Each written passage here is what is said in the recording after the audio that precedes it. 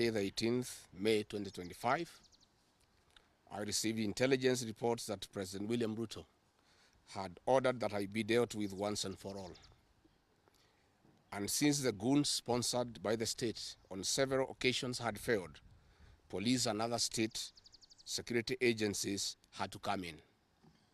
At about 11 a.m., same Sunday, 18th May 2025, this information was communicated to the Inspector General of Police, the Director General of the National Intelligence Service, and the Director of Criminal Investigations by the CS Interior Kipchumba Murkomen, and consequently, a killer squad composed of 101 lethal and dreaded officers from the administration police and seconded to the National Intelligence Service, accompanied by officers from the DCI, the Anti-Terrorism Police Unit, the General Service Unit, and the regular police were deployed. This killer squad have been carrying out extrajudicial killings and abductions. Yesterday, they were mobilized and cordoned off and blocked all exits from Gatanga constituency. This squad was armed to the teeth and hooded and with masks to conceal their identity because of the heinous acts they wanted to commit on us. This is despite that there are existing guidelines from the High Court that officers should be in uniform and not conceal their identity. At about 2:30 p.m., we received further intelligence from the deployed patriotic officers who are not in agreement with the information that they had clear instructions to plant arms and weapons in our convoy to provide evidence to arrest us and get evidence that they could charge us with in court. After about 30 minutes, the killer squad was joined by their counterparts who are highly trained in the use of biological weapons. Their instructions were to poison me through inhaled chemicals that would paralyze my brain within 3 months. This was the intent and the purpose of the whole operation. My team and I sought alternative routes as guided by the deployed security personnel, majority of whom are our supporters and opposed to what is going on. We have credible information that President Ruto has directed that my private security personnel be disarmed and be targeted for withdrawal of their licenses so that they can leave me vulnerable to allow room for goons to attack and possibly eliminate me.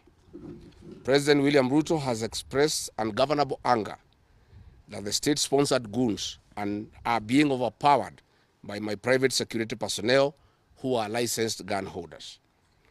President Ruto is furious that the people of Kenya have not forgotten about the Kiambaa church massacre, where children and women were tortured in the 2007 and /8 post-election violence, and is unhappy that I keep on reminding the people of Kenya of the heinous act.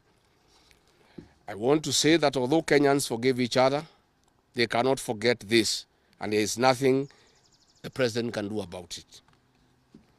The president was also utterly livid that I exposed his grabbing of 5-acre piece of land inside Gong Forest, where he intends to put a private hotel. About my statement on post-election violence, this was a precautionary statement and not incitement.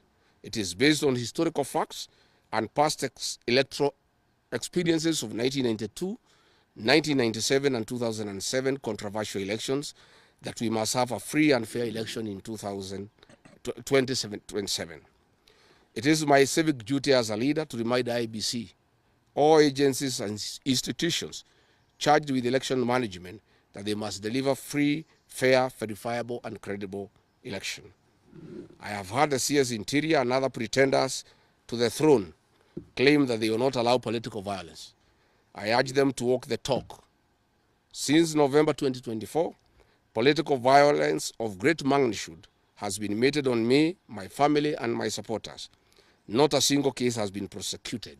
For instance, on 28th November 2024, at a solemn funeral service in Limuru, Kiambu County, I was attacked by organized criminal gangs and a police escort. On 28th December 2024 in Shamata, Nyandarua, an inspector of police flanked by criminal gangs threw tear gas canisters at me. On 23rd March 2025 at ACK St. Peter's Cathedral in Nyeri, my convoy was attacked at a church compound by a known criminal gang under police escort. On 29th March 2025 in Naivasha town, we were attacked by the police. On 6th April 2025 at a church service in Mwik PCA, hooded goons attacked us inside the church. We dismiss with contempt the loose talk by CS Interior that during the DCP party unveiling, where goons dared to cause chaos were fighting for handouts from us. These were state-sponsored, but fortunately, they were overpowered by security personnel and supporters.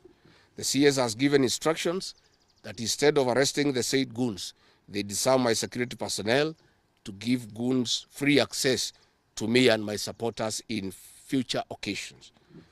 Let it be known that our party DCP has organic support, and we do not pay supporters to attend our meetings the way the government is doing to people to attend their meetings.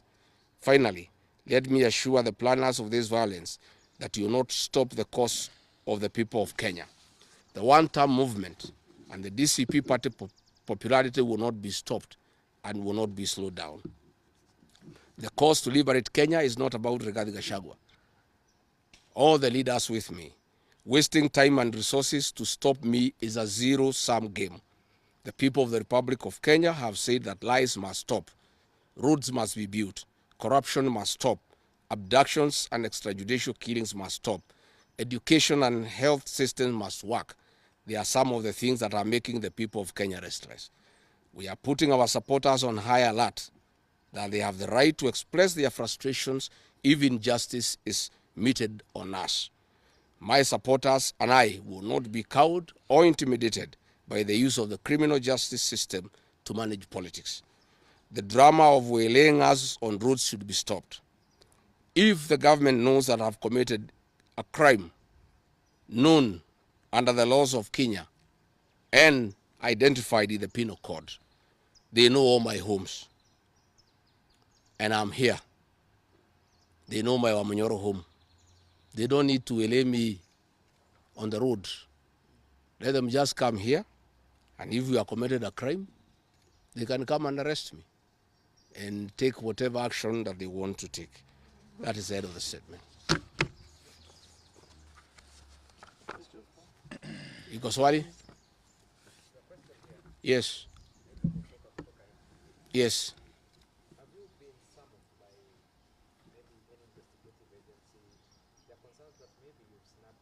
I have not been summoned by anybody, and I'm waiting if there is any summon.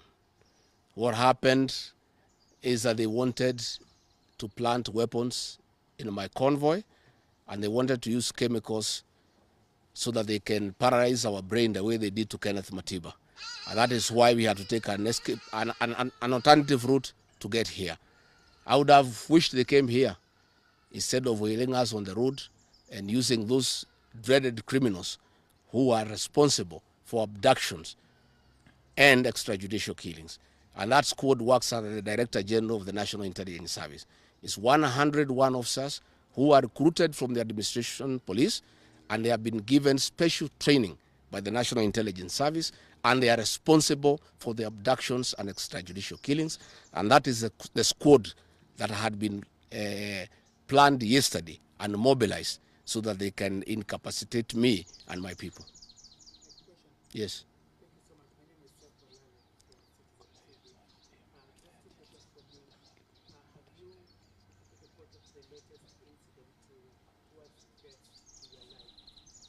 Report to who? These are the same people who want to kill me. How do you report to the people who are planning to poison your mind so that the brain can be paralyzed and then you become a vegetable?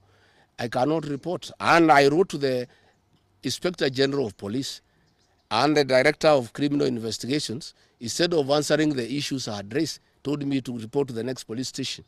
Yet all these things have happened under the cover of the police. So it is useless to go and report to the police. That is why I'm talking to the people of Kenya, so that if anything happens to me, President William Ruto must be held accountable. And I want to say, when they hounded me out of office, I pleaded with my supporters to stay calm and express their displeasure by singing. That is no longer going to be the case. And my supporters have blamed me for not allowing them to stand up to intimidation and the wrong things that are being done against their leaders. Therefore, our supporters are on high alert, and they will be part of the leadership and ourselves who will be resisting impunity and intimidation by William Ruto and the government. Oh, yes.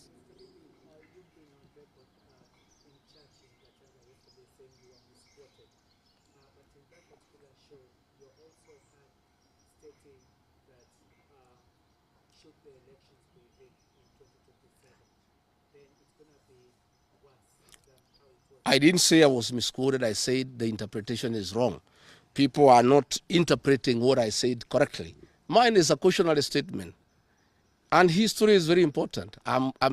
During the finance bill of 2024, I did caution President William Ruto and the cabinet that it will bring problems because I listened to the people of Kenya. When a member of parliament from Rift Valley says that even if the votes are not enough, they will know how to manufacture them. When another leader from Rift Valley say they can rule for 24 years. These are the things that have put the people of Kenya on notice, and people are speaking. And as a responsible leader, I must caution IBC that the people of Kenya are saying, please don't try. And we are saying we must draw parallels from history. And all I was saying is that that has happened before in 2007, and it is possible it can happen now.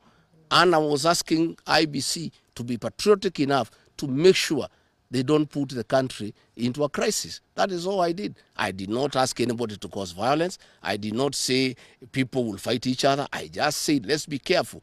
This has happened before, and it was bad. And from the way people are speaking, it could be worse. That is all I said. Yes, Waweru.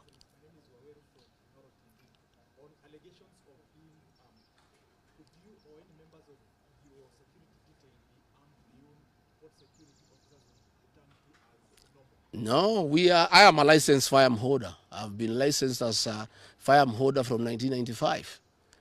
Officers who helped me are licensed firearm holders within the provisions of the law. We don't carry any illegal weapons. In this country, civilians are allowed to have firearms. And since the government withdrew security around me, and there has been so many attacks against me, it was my responsibility to put up a team of civilian firearm holders to escort me around. And there's nothing that is illegal, and there's nothing that is wrong. Tumesikizana? Asanteni sana.